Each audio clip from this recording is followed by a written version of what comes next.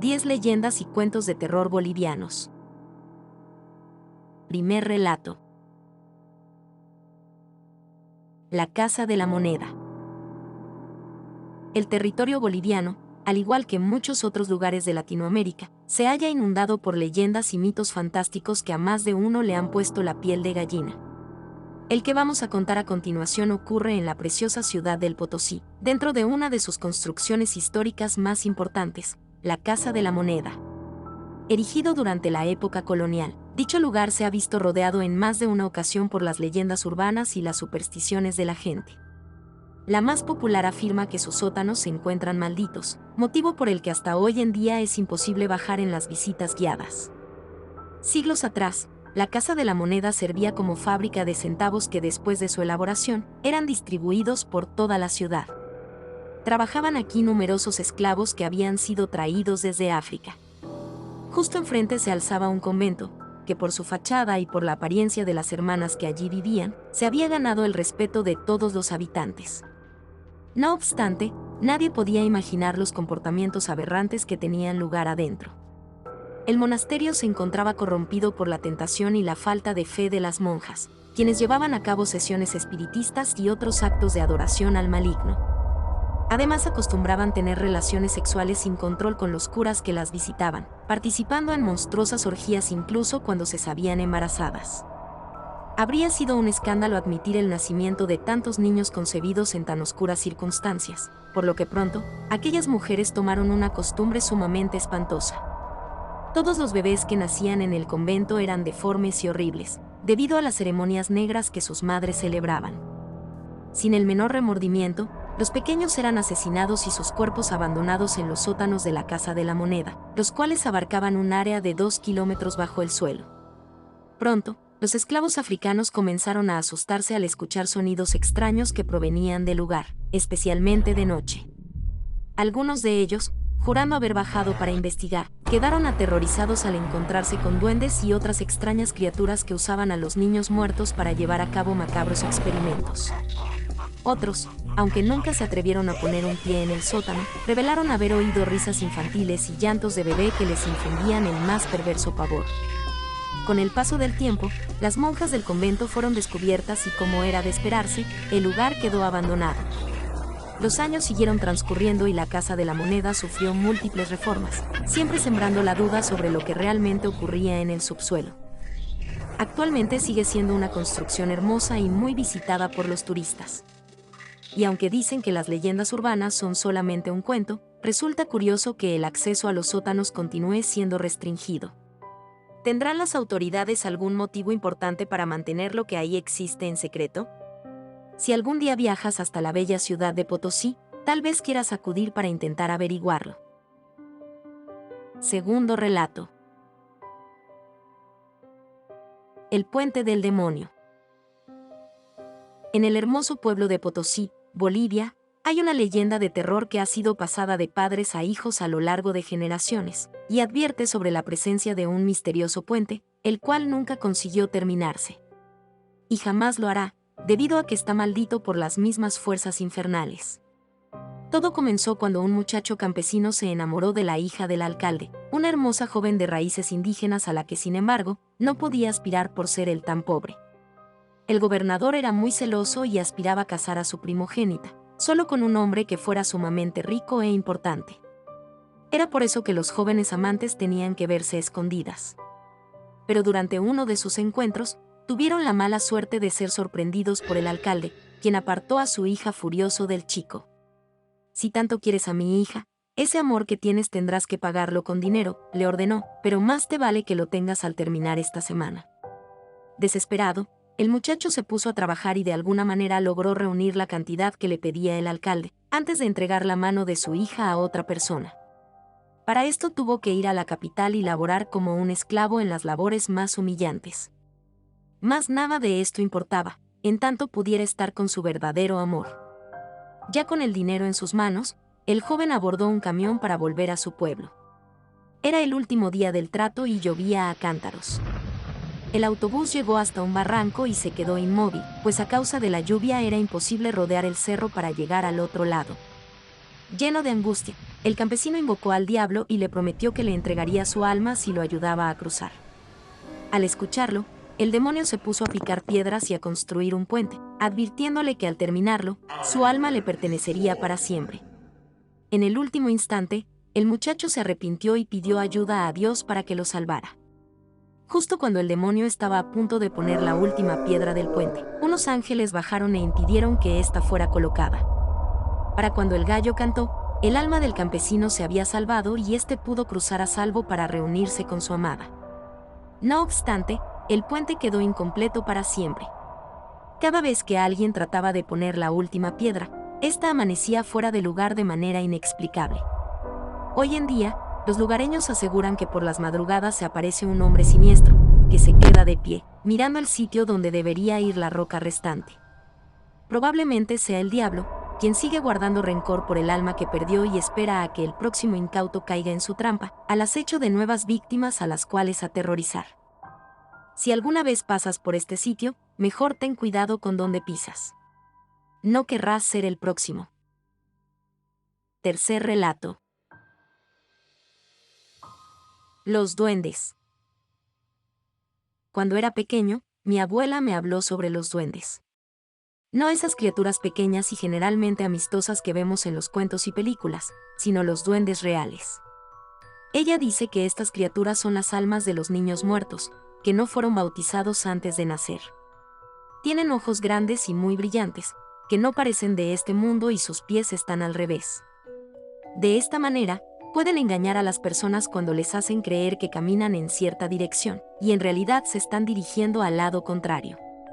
Otra característica inconfundible de los duendes es que, a simple vista, tienen rostros angelicales y hermosos. Solo cuando los miras más de cerca revelan su verdadera naturaleza, transformando sus rasgos en los de un demonio. Cuando un niño muere sin haber recibido el bautismo, su alma queda atrapada en un cuerpo diferente, me dijo mi abuela.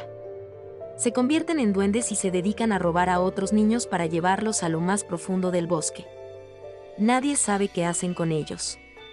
Pero usan todo lo que esté a su alcance para lograr secuestrarlos: juguetes, dulces, canciones. Por eso debes tener mucho cuidado, mi niño, y no alejarte demasiado cuando salgas de casa. Aquí es donde comienza la parte escalofriante de esta pequeña historia. Yo tenía 6 años cuando ocurrió. Estaba jugando en el jardín de mi casa, después de conversar con la abuela. Ella preparaba el almuerzo y de vez en cuando me veía por la ventana. De pronto, alguien llamó mi atención susurrando mi nombre. Alcé la mirada y lo vi. Allí, entre los arbustos, un pequeñín me miraba con interés. Tenía un rostro pálido y muy dulce, aunque había algo extraño en sus ojos, negros y demasiado grandes. ¿Quieres venir a jugar conmigo? ¿Quién eres? El chiquillo sonrió de una manera que me dio escalofríos.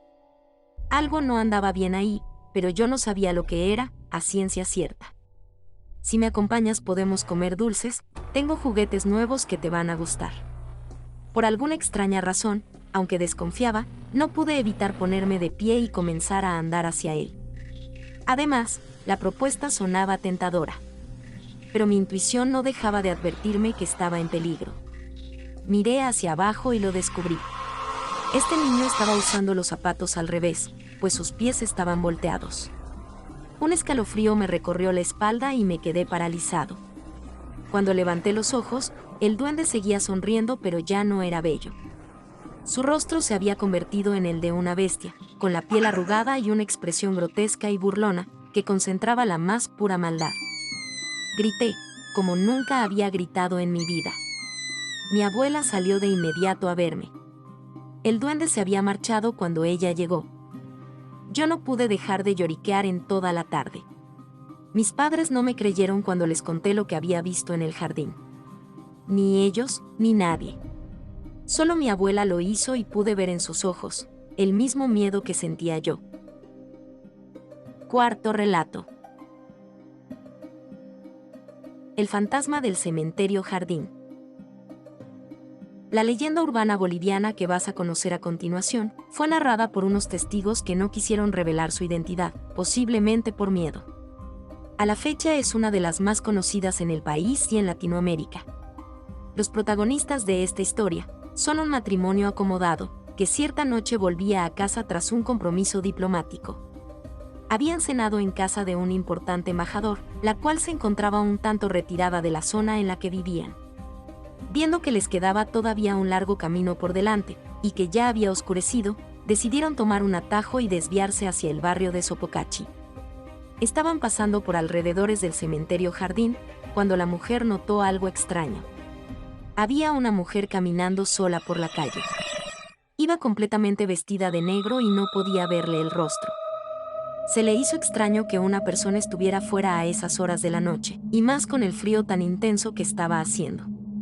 «Querido, detente por favor», le pidió a su marido, «mira a esa mujer. No trae abrigo con el clima tan terrible que hace hoy y se ve que nadie la acompaña.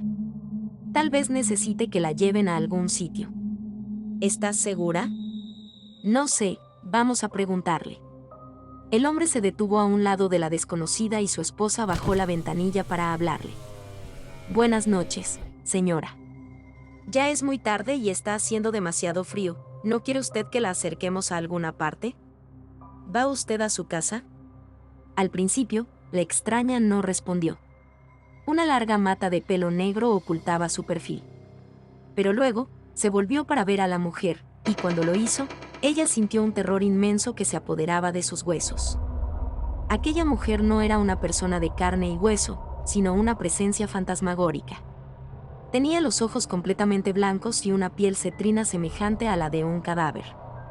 Además, en ese instante se dio cuenta de que no estaba caminando, pues no poseía pies. Su cuerpo flotaba a pocos centímetros del suelo. El fantasma emitió un gemido natural que hizo gritar a la elegante señora. Rápidamente cerró su ventana y el coche se alejó del cementerio a toda velocidad. En toda la noche el matrimonio no pudo conciliar el sueño, pensando en lo que habían visto. No estaban borrachos cuando regresaban de la casa del embajador, ni era posible que hubieran tenido la misma alucinación. Aún así, quisieron creer que lo habían imaginado todo, tal vez por lo cansados que estaban después de la cena. Poco después contaban esta aterradora anécdota en su círculo de amistades, y no los tranquilizó el hecho de descubrir que uno de sus amigos había visto exactamente a la misma aparición. Dicen que es el alma en pena de una mujer que camina fuera del cementerio, posiblemente esté enterrada allí. Ya son unas cuantas personas las que la han visto, muy tarde, de noche. A partir de ese momento, el matrimonio jamás quiso tomar aquel atajo de nuevo. Quinto relato. La viuda alegre. Martín era un muchacho bastante tímido y reservado, que casi nunca salía de su casa. Pero aquella noche, sus hermanos lo convencieron de ir con ellos a un baile que se celebraba en el pueblo. Cuando llegaron todo era música y algarabía. Los parientes de Martín no tardaron en sacar a bailar a unas jovencitas, mas él se quedó en un rincón, aburrido y con ganas de marcharse.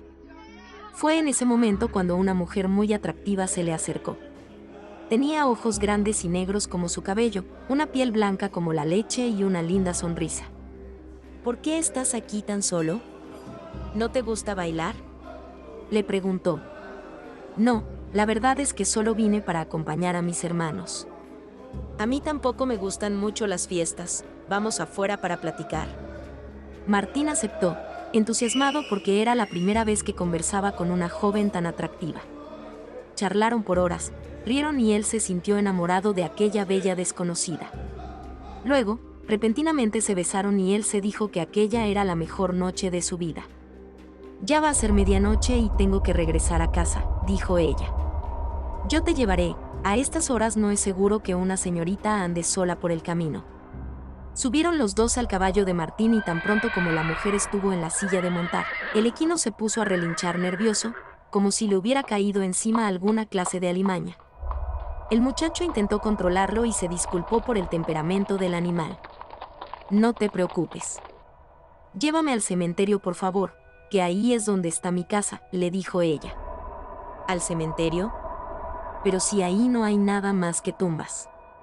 La chica insistió y Martín se dirigió hasta el camposanto, pensando que tal vez la muchacha vivía por el rumbo. Durante el camino, un silencio espectral se hizo entre ambos. El joven quería hacer conversación, pero cada vez que intentaba decir algo, Las palabras morían en su garganta y se impedía voltear, como si algo dentro de sí le advirtiera que siguiera con la vista en el camino. Finalmente, a lo lejos, divisó el cementerio. «Ya vamos a llegar, ¿quieres que te acompañe hasta tu puerta?». Por toda respuesta, la chica emitió un grito lastimero y aterrador, que paralizó por completo a su acompañante. Sudando frío, Martín miró por encima de su hombro y se dio cuenta de que detrás de él ya no montaba a su amada, sino un esqueleto con ojos de fuego, que reía de forma gutural. El caballo volvió a encabritarse y Martín cayó al suelo, aterrado. Lo último que vio antes de quedarse inconsciente fue al espectro alejándose con rumbo al cementerio. Sin saberlo, había conocido a la viuda alegre, un ser que salía de su tumba todas las noches para matar a los inocentes de un susto. Cuando sus hermanos lo encontraron a la mañana siguiente, tirado en el camino, no había nada que hacer. El pobre estaba muerto. Sexto relato. Los fantasmas del Hospital de Clínicas de La Paz. Muchas son las cosas que se cuentan acerca del Hospital de Clínicas, el más antiguo de la ciudad de La Paz, Bolivia. Este edificio, ubicado en el complejo de Miraflores, alberga secretos que a más de uno le han puesto la carne de gallina. Y es que se dice que después de tantos años, son varios los pacientes que se niegan a abandonar el lugar, a pesar de que ya estén muertos. Eloy Ticona es quien mejor puede dar fe de ello.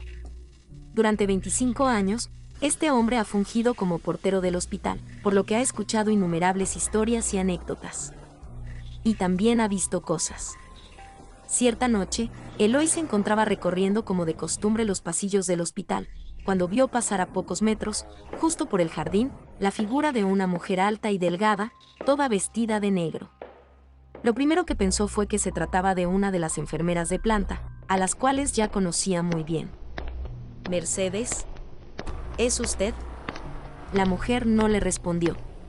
Simplemente entró al hospital y se deslizó a lo largo de un corredor, ingresando a la habitación de un enfermo. Intrigado, Eloy decidió ir tras ella.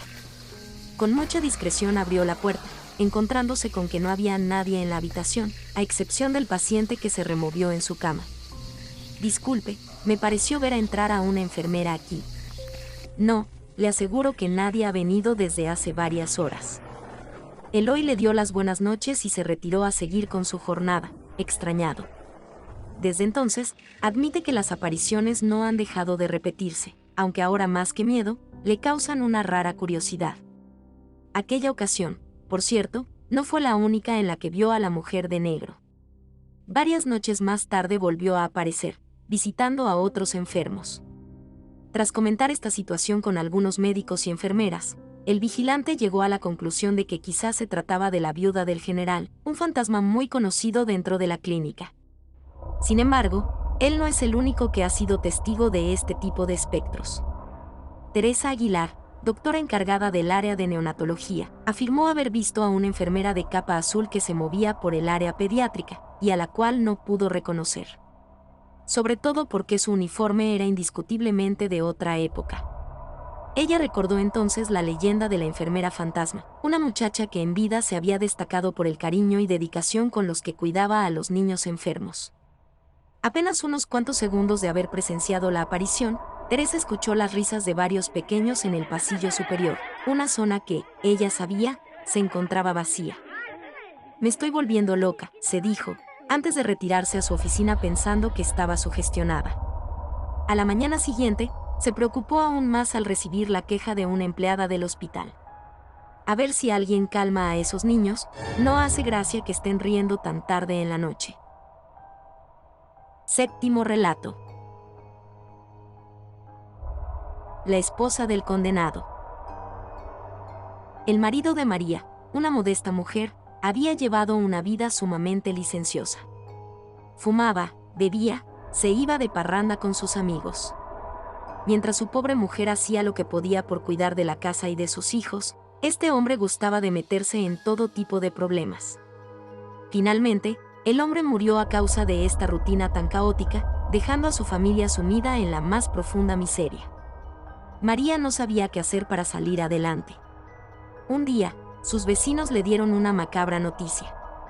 María, Fíjate que por ahí anda un hombre que se parece mucho a tu esposo, preguntando por ti. No pudimos verlo bien porque mantenía la cabeza inclinada y su voz era muy ronca. Muerta de miedo, María les preguntó qué podía hacer, pues temía que fuera el difunto que había regresado desde la tumba. Los vecinos le aconsejaron que cargara siempre con ella un espejo, un jabón y un peine. Y así lo hizo. Cierta tarde, María volvía caminando a su casa cuando escuchó que alguien la llamaba. Al voltear, vio como un desconocido que se parecía muchísimo a su esposo la seguía, con la cabeza gacha. Rápidamente echó a correr y él fue tras ella. Tiró entonces el espejo entre ambos y este se convirtió en un mar inmenso, por el cual el condenado no pudo cruzar. María se salvó. Al siguiente día, la historia volvió a repetirse. El condenado fue detrás de la mujer y ella tiró ahora el jabón, que se transformó en un gran pantano que el muerto no pudo evadir. María se salvó por segunda ocasión. Al otro día, el condenado fue tras ella una vez más.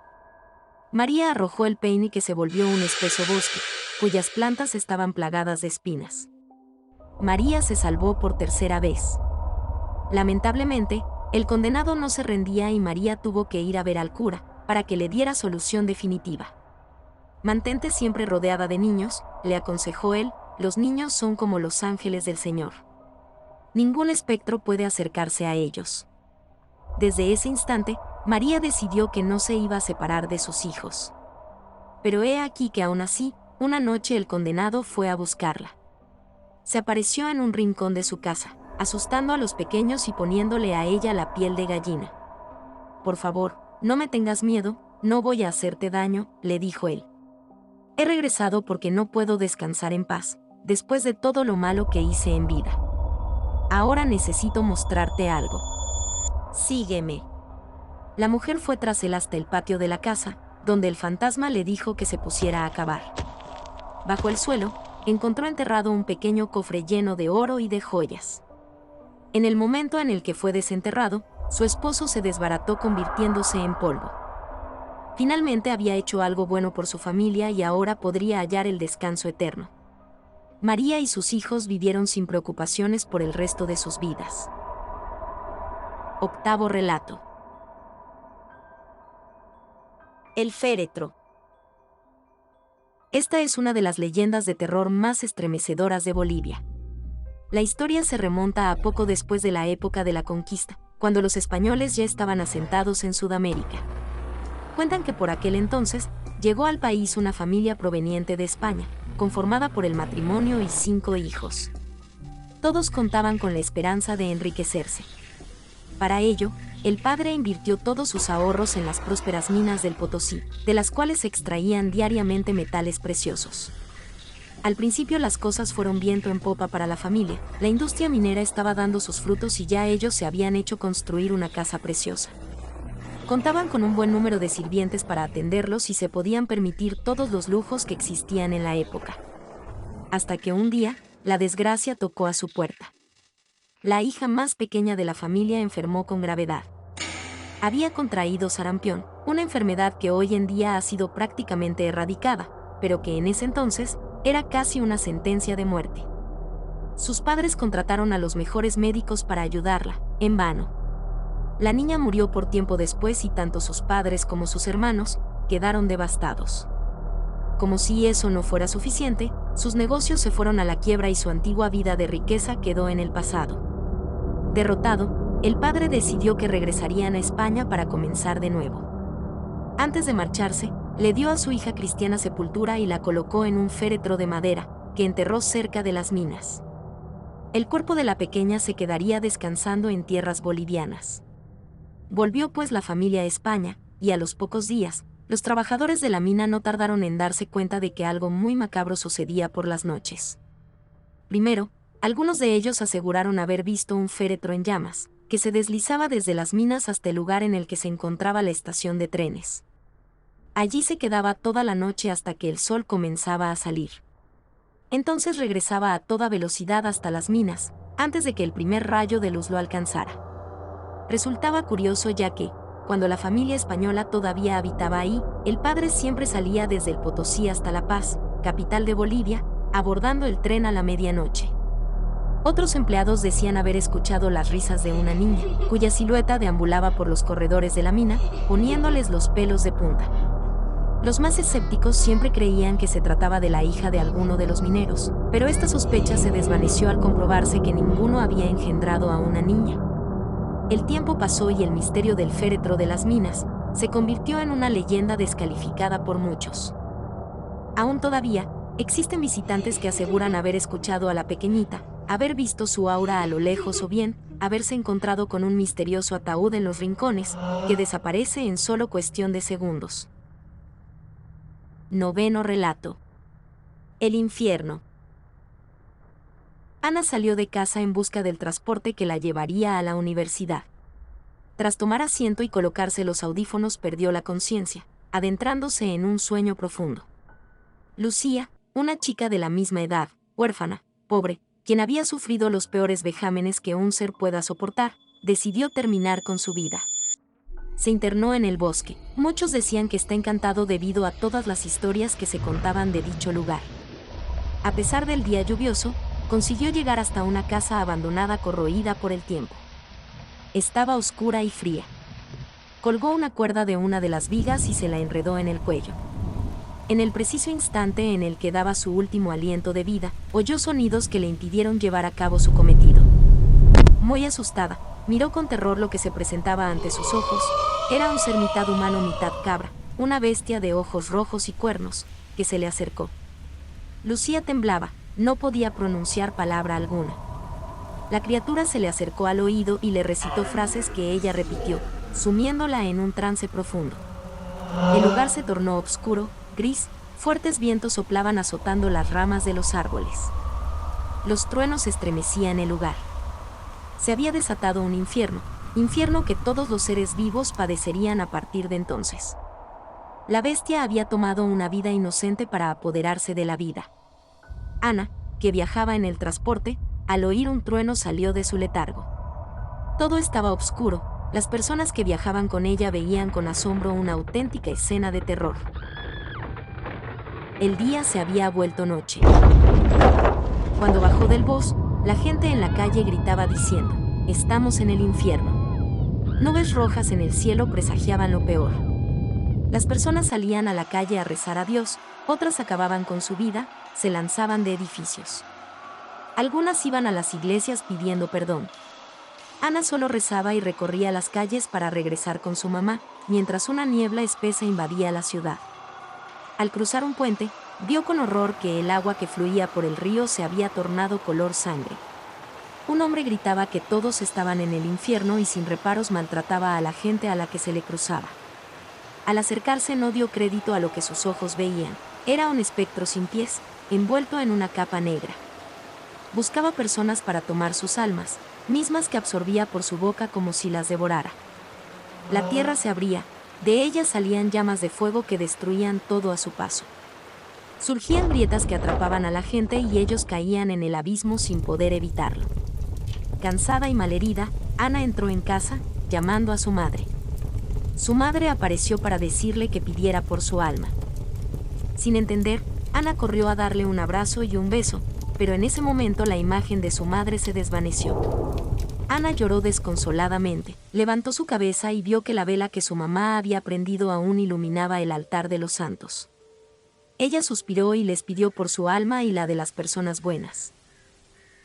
Un haz de luz cubrió a Ana y desapareció. Lucía, quien se encontraba en trance, despertó repentinamente, un haz de luz inundó el lugar y ella también desapareció. Finalmente, las almas de Ana, Lucía y todas las personas buenas que pidieron de corazón perdón por sus pecados lograron salvarse. 10º relato. La novia sin cabeza. El barrio de San Benito en Potosí, Bolivia, es una de las comunidades mineras más reconocidas en este famoso poblado. Hace muchos años, ocurrió aquí un hecho tan macabro y sangriento, que hasta el día de hoy sigue grabado con fuerza en las mentes de los lugareños. Cuentan que tiempo atrás, vivía en el barrio una jovencita guapa pero muy pobre, llamada María.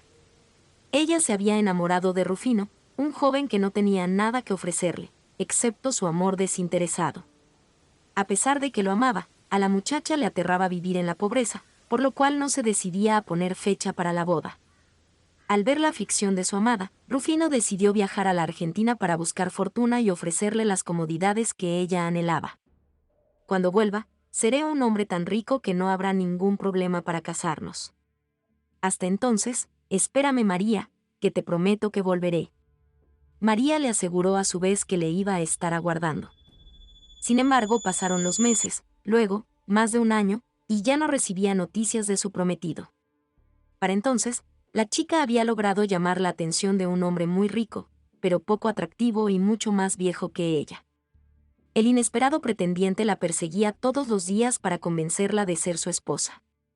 Y aunque a María le despertaba repugnancia el solo hecho de pensar en besarlo, finalmente accedió, cegada por la desesperación de no saber nada de Rufino y el odio a la pobreza. El día de la boda, María se encontraba preparándose para ir a la iglesia. Ya tenía puesto su vestido blanco de novia, así como las flores que llevaría ante el altar. Ahora se miraba en el espejo con los ojos cargados de tristeza. Pensaba en Rufino y en lo que habría podido ser si tan solo hubiera regresado. De pronto escuchó que alguien entraba en la habitación. Se dio la vuelta y se quedó paralizada, presa de la sorpresa de ver a su amado Rufino mirándola fijamente. Él tenía un hacha en sus manos. María experimentó una mezcla de miedo, felicidad y confusión que no le dejó moverse de donde estaba. ¿Rufino? El joven levantó su hacha sin decir una palabra y la decapitó limpiamente, haciendo que su traje nupcial se manchara de sangre. Luego huyó y nunca más lo volvieron a ver en Potosí. Todos en la comunidad se quedaron impactados con la noticia del terrible y horrendo crimen. Años después, el lugar del siniestro fue demolido y sobre él se construyó un colegio.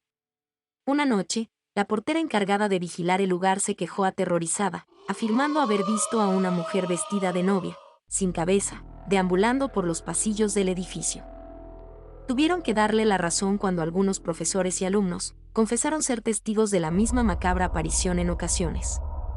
Es el alma de María, que sigue penando por haber traicionado a su único amor. A veces se la oye llorar cuando se pone el sol. Otras, parece estar desesperada por encontrar su cabeza.